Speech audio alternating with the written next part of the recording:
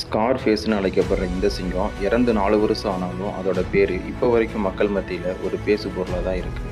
2007 மசை மாரால ஒகேம்போ பிரைடோட தலைமை சிங்கத்துக்கு 4 ஆண் குட்டிகள் பிறக்குது. பட் பிறந்த 2 வருஷத்தில் தன்னுடைய சொந்த அப்பாவே அந்த 4 சிங்கங்களையும் தன்னோட கூட்டத்தை விட்டு துரத்தி விடுது. அனுபவமே இல்லாத இந்த 4 சிங்கங்களும் பல மாதங்களாக பசியிலையும் பயத்திலையும் அந்த காட்டையே சுற்றி வந்துச்சு. இதே மாதிரி இருந்தோம்னா நம்மளால் பிழைக்க முடியாதுன்னு புரிஞ்சுக்கிட்ட அந்த 4 சிங்கங்களும் அந்த காட்டிலேயே பயங்கரமான சிங்க கூட்டம்னு சொல்லப்படுற மார்ஸ் பிரைடை கண்ட்ரோல் எடுக்கலாம்னு முடிவு பண்ணுது. பட் மார்ஸ் பிரைடோட தலைமை சிங்கம் ரொம்ப பெருசாக இருந்ததுனால 3 சிங்கங்கள் போட்டி போட கொஞ்சம் யோசிக்கும் போது ஒரே ஒரு சிங்கம் மட்டும் ரொம்ப தைரியமாக முன் வந்து அந்த தலைமை சிங்கத்து கூடவே சண்டை போட ஆரம்பிக்குது. அந்த சண்டையில் தன்னோட கண்ணு போனாலும் தலைமை சிங்கத்தை தனியே நின்று தோக்கடிச்சு மார்ஸ் பிரைடை தன்னோட கட்டுப்பாட்டுக்குள்ளே கொண்டு வருது.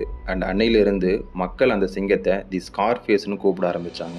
ஸ்கார்ஃபேஸ் இதுவரைக்கும் எந்த சிங்கமும் பண்ணாத மாதிரி 400 ஹைனாக்கள், ஒரு நீர் யானை, 130 ஆண் சிங்கங்களை தனியாகவே வேட்டையாடி கொண்டு இருக்கு. ஸ்கார்ஃபேஸ் சாகிறதுக்கு முன்னாடி 8 பிரைடை தன்னோட கண்ட்ரோலில் வச்சுக்கிட்டு மசைமாராவே ஆட்சி செஞ்சுது. அண்ட் ஃபைனலாக 2021 ரொம்ப வயசானதுனால தன்னோட கூட்டத்தை விட்டு தூரமாக போய் தன்னோட உயிரை விட்டுச்சு.